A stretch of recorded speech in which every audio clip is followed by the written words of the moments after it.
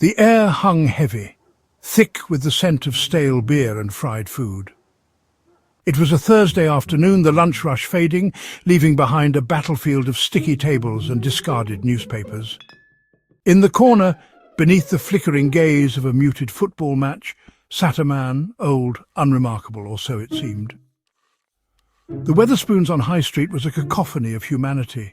Students huddled over laptops, their faces illuminated by the cold glow of their screens. Pensioners nursed pints, lost in conversations only they could hear. The clatter of cutlery, the murmur of voices, the occasional burst of laughter. It was a symphony of the mundane.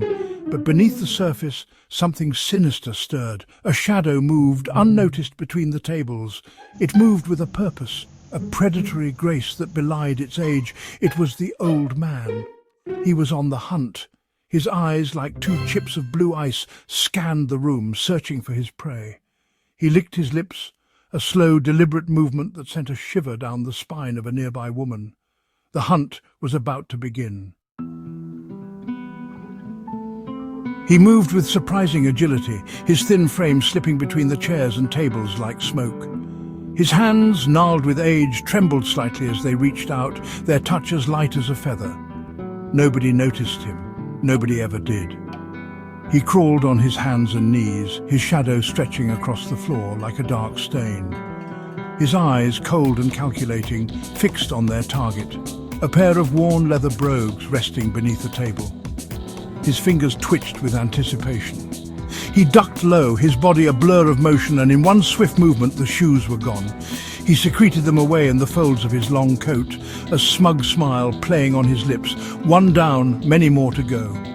The man, dressed in an unremarkable tweed jacket and a flat cap, seemed to blend into the background noise of the pub. A ghost in worn tweed, he navigated the labyrinthine layout with ease, his every movement precise, deliberate. He was a hunter in his element. The scent of old leather filled his nostrils as he clutched the stolen shoes to his chest. Each pair held a story, a history. He could smell it in the worn leather, feel it in the smooth curves of the soles. Each shoe was a life lived, a journey taken.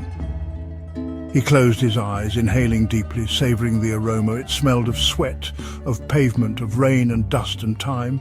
It smelled of life. It smelled of memories, some sweet, some bitter. Each scent brought a different pang of longing, a whisper of what could have been. His own shoes were worn, the leather cracked and scuffed. They'd seen better days, just like him. He looked down at them, a flicker of sadness crossing his features. He knew what it was like to be discarded, forgotten. But not these shoes. These shoes were different. These shoes were his to cherish, his to keep, his to cook. He settled back in his seat, a sense of contentment washing over him. He took a sip of his lukewarm ale, the bitter taste a familiar comfort. The pub was his sanctuary.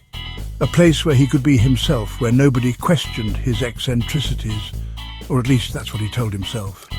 He watched the other patrons, their faces a blur of indifference. They were oblivious to his secret, to the treasures he carried beneath his coat. They saw an old man, harmless, forgettable. But he knew better. They were sheep, and he was the wolf in their midst. He paid for his pint with a crumpled fiver, his fingers lingering on the barmaid's hand for a second longer than necessary. She recoiled slightly, her smile strained. He chuckled to himself. They always did. He savoured the weight of the stolen shoes against his leg. It was a good haul tonight. 4 pairs, each one unique, each one precious. His meat, his feast. He lived for these moments, these stolen moments of pleasure. The thrill of the hunt, the anticipation of the feast. He imagined the shoes simmering in a pot, their leather softening, their flavours blending into a rich, intoxicating stew. He closed his eyes, his mind adrift in a world of culinary delights. He could almost taste it, the gamey tang of the leather, the subtle hint of polish, the lingering aroma of feet. It was a symphony of flavours, a culinary masterpiece. His stomach growled in anticipation. It had been too long since his last feast. He licked his lips, his mouth watering. Soon he would indulge. Soon he would feast.